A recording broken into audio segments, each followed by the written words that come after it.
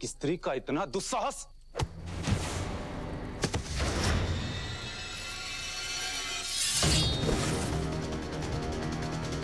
तुमने सोच भी कैसे लिया कि तुम पुरुषों को पराजित कर दोगी, उन्हें धूल चटा दोगी? तुम स्त्रियों का स्थान वही है जहां पर तुम अभी पड़ी हो।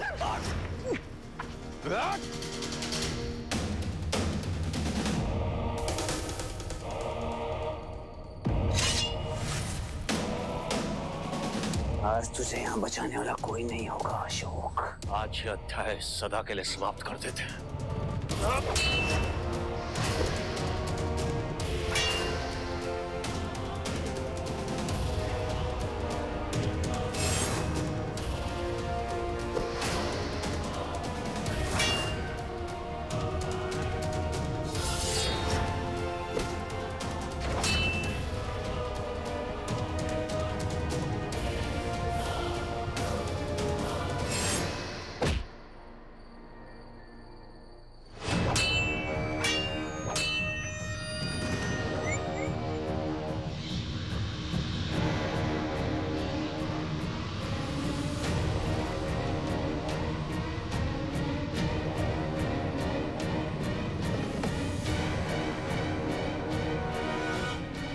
अरे रानी धर्मा यहाँ क्या कर रही है?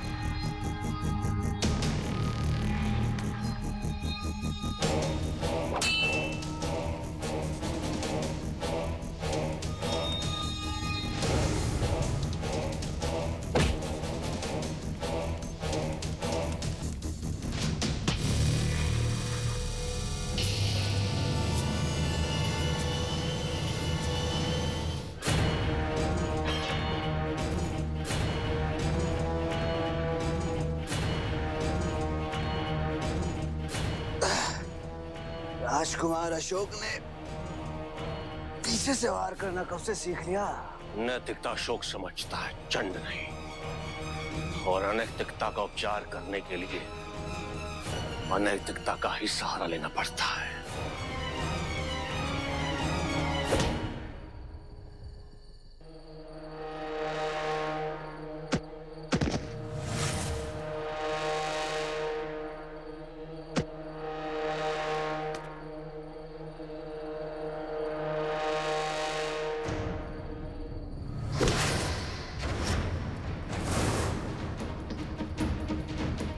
मैंने इतने कष्ट और दुख इसलिए नहीं सहे कि तुम जैसा अशक्त प्राणी अशोक को मार दे।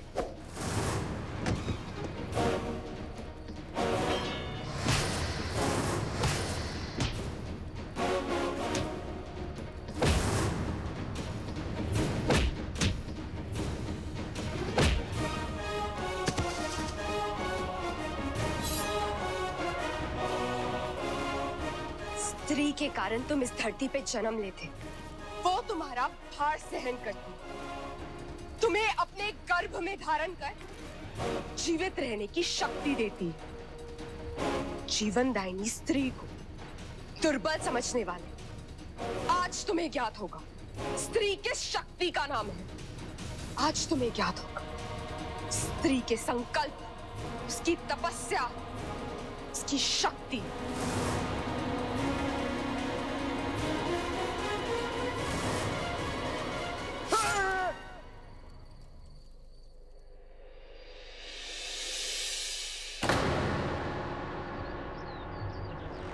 खत्म हुआ है वो कि तेरा धोखा है, सूर्य उदय होने से किसने रोका है? अशोका है, अशोका, अशोका है, अशोका।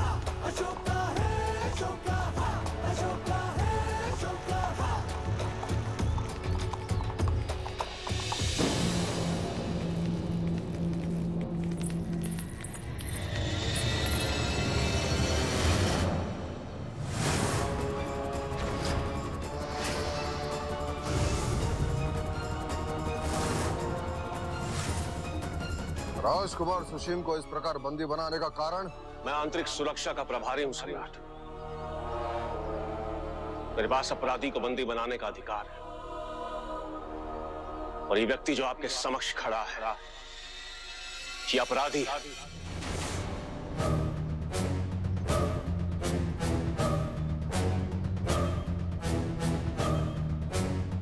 तुम्हें यह सिद्ध करना होगा कि तुमने अपने अधिकारों का योग्य उपयोग किया है।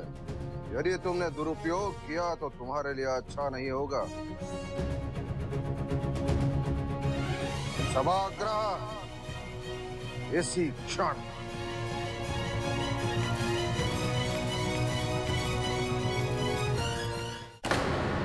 मगध के राजकुमार को अपमानित करने के लिए तुम्हें क्यों क्षमा की जाए? इसे सिद्ध करने का दायित्व तुम पर है अशोक। सुशीम को बंदी बनाकर नगर में घुमाने के लिए तुम्हें दोषी क्यों न माना जाए? इसे प्रमाणित करने का दायित्व तुम पर है। उसे सभा में अपराधी के भांति प्रस्तुत करने के लिए तुम्हें दंडित क्यों न किया जाए? इसका उपयुक्त कारण बताने का दायित्व तुम पर है।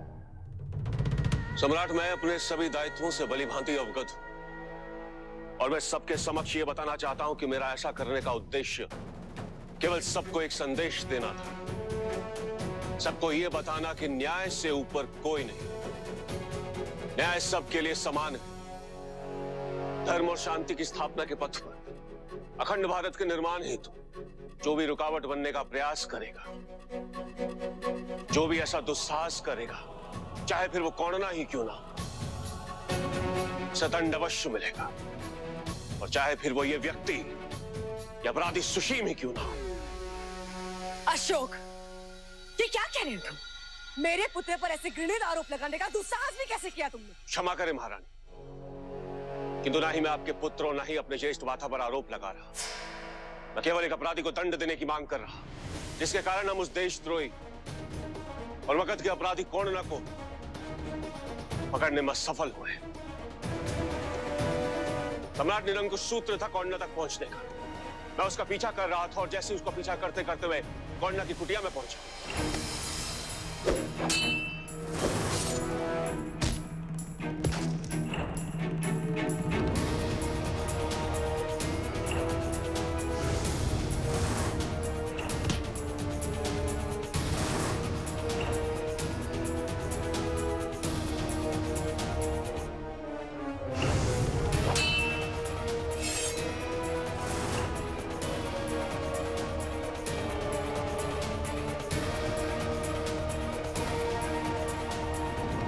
मैं तो आरंभ से यही कहता आ रहा हूं सम्राट कि कौड़ना के लिए समानांतर शासन चलाना तब तक संभव नहीं है जब तक उसे आंतरिक सहायता ना हो, सहयोग ना हो। कौड़ना का सहयोग है ये व्यक्ति। अर्थात अशोक को ज्ञात नहीं हुआ कि कौड़ना वास्तव में है कौन। सुशीम, क्या अशोक पर आक्रमण किया तुमने? उसे चोट पहुंचाई तुमने? उत्तर दो। क्या अशोक जो कह रहा है वो सत्य है?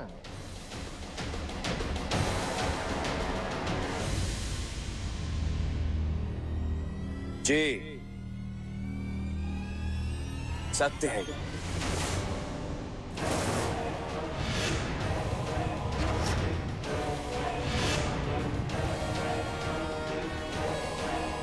अशोक ने जो कुछ भी कहा वो सब हुआ था। हम लोग लड़े भी थे। वास्तव में सम्राट, मैं इसके प्राण लेने ही वाला था कि तभी नायक वहां आया और उसने इसकी सहायता की। फिर दोनों ने मिलकर नियंत्रित किया, मुझे अपने वश में किया। सब कुछ सत्य है, किंतु जो कुछ भी हुआ उसका कारण वो नहीं है जो इसने कहा है। तथ्य वही है, पर सत्य कुछ और है सम्राट। तुमने जो कुछ भी कहा अशोक, यदि वो सत्य है कि मैं कौड़ना का समर्थन कर रहा हूं, मैं उसको समर्थन दे रहा हूं, तो स्पष्ट है कि मैं उसको जानता भी होऊंगा। इस बात को प्रमाणित करने की भी आवश्यकता है अशोक। एक भी साक्ष्य है तुम्हारे पास? यदि तुम एक भी साक्ष्य एक भी प्रमाण है तो मैं अभी इसी समय इस सभा में आत्मदाह कर लूंगा।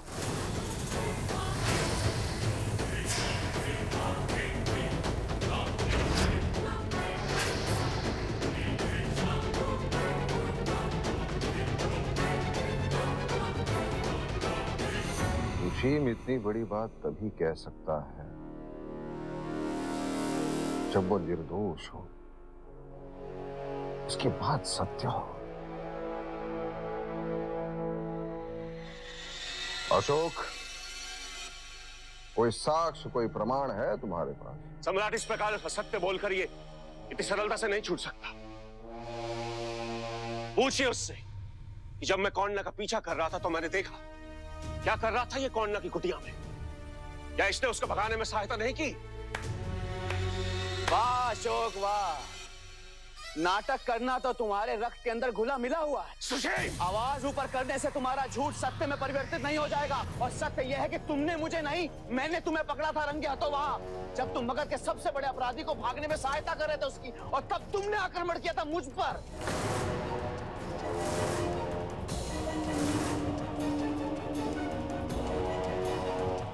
सम्राट, सत्य तक पहुंचने से पहले मैं कुछ तथ्यों को आपके सामने प्रस्तुत करना चाहता हूं, और उसके लिए मुझे कुछ लोगों से कुछ प्रश्न करने की अनुमति चाहिए। अनुमति है।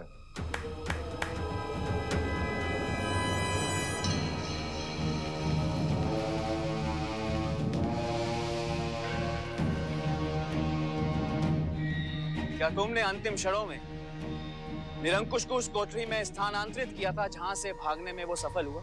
जी। और ऐसा करने के लिए निर्देश किसने दिए तुम्हें? आचार्य राधागुप्त ने। इन्होंने कहा कि ये राजकुमार अशोक का आदेश है। क्या निरंकुश के भागने के पश्चात उस कोठरी से कुछ प्राप्त हुआ तुम्हें? जी, ये पत्र और ये दराती।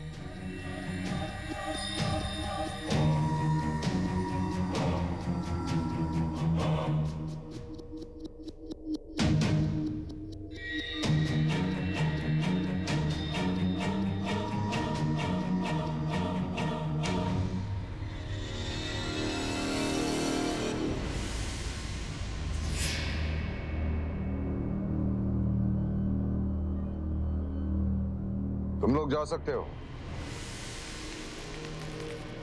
ध्यान देने वाली बात है सम्राट, निरंकुश कोई साधारण बंदी नहीं था। सब जानते हैं कि मगध के सबसे बड़े अपराधी कौंडना तक पहुंचने का एकमात्र सूत्र था वो। उसकी सुरक्षा व्यवस्था बहुत कड़ी थी। सम्राट, बिना किसी आंतरिक सहयोग के ये संभव ही नहीं कि ये दराती और पत्र उस निरंकुश तक कोई पहुंचा सके। और एक विशेष बात, इस पत्र पर जो लिखाई है वो मेरे प्रिय भाई अशोक की ही है। निरंकुश भागा नहीं है सम्राट, ना, उसे भगाया गया है। और उसे भगाने में पूरा सहयोग दिया है अशोक ने, और उनका सहयोग दिया है मेरे पूजनीय आचार्य राधागुप्त ने। क्योंकि सम्राट, आचार्य चाणक्य के भांति ये भी राज सिंहासन पर किसी अन्य को नहीं, अशोक को देखना चाहते।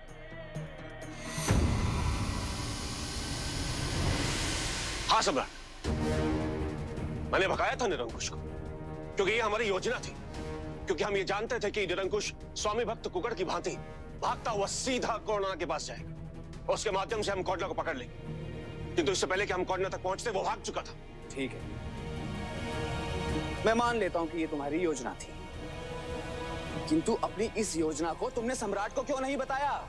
इतनी बड़ी योजना, कौंडना तक पहुंचने की योजना तुमने अपने तक रखी, सम्राट को क्यों नहीं बताई? सम्राट, क्योंकि मुझे पूर्ण रूप से विश्वास था कौंडना का समर्थक इसी भवन में है,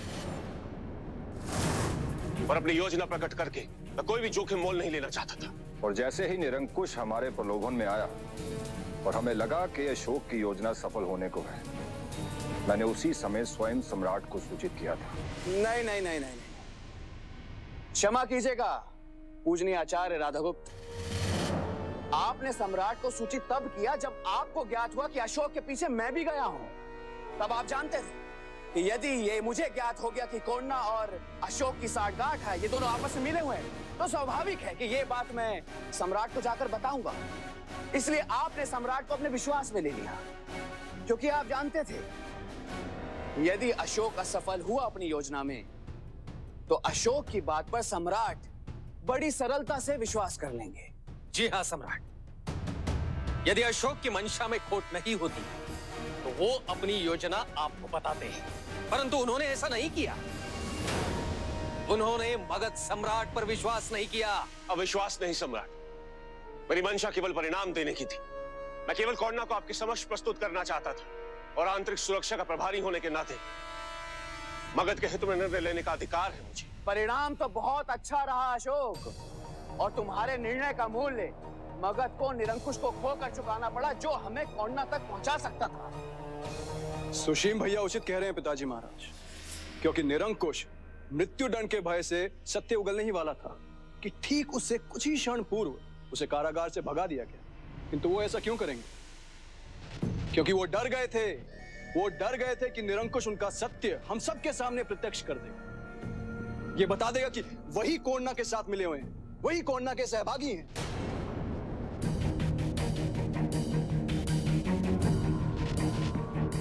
इन आक्षेपों का उत्तर है तुम्हारे पास अशोक। तथ्य वही है, किंतु अपराधी अब सुशीम से अधिक तुम लग रहे हो।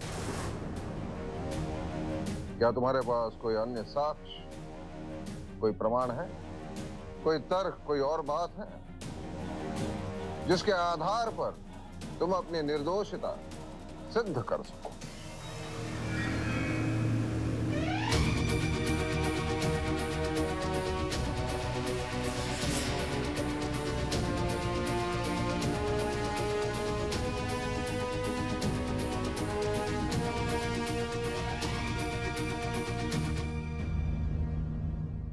For more updates, log on to colorstv.in.com. Like us on facebook.com/colorstv. Follow us on twitter.com/colorstv. For more updates, log on to colorstv.in.com. Like us on facebook.com/colorstv. Follow us on twitter.com/colorstv. For more updates, log on to colorstv.in.com. Like us on facebook.com/colorstv. Follow us on twitter.com/colorstv.